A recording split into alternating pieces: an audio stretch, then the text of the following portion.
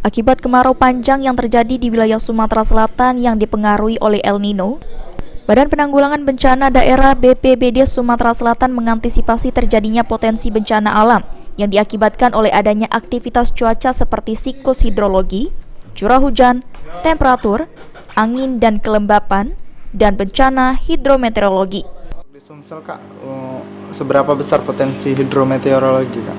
Ya, untuk di Sumsel sendiri karena kita mengalami situasi El Nino yang cukup panjang, musim pancaroba hidrometeorologi ini akan berlangsung cukup lama juga, dan ini yang akan kita waspadai, dan kita kepada masyarakat sudah memberikan himbauan-himbauan terutama terkait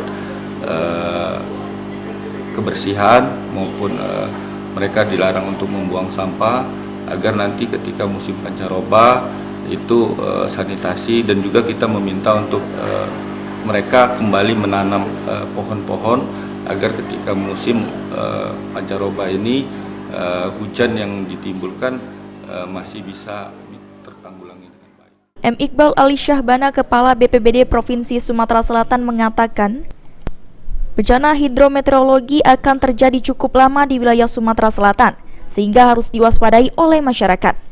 Oleh sebab itu, pentingnya melakukan upaya yang dilakukan untuk mengurangi resiko bencana seperti mitigasi sebelum terjadinya bencana hidrometeorologi.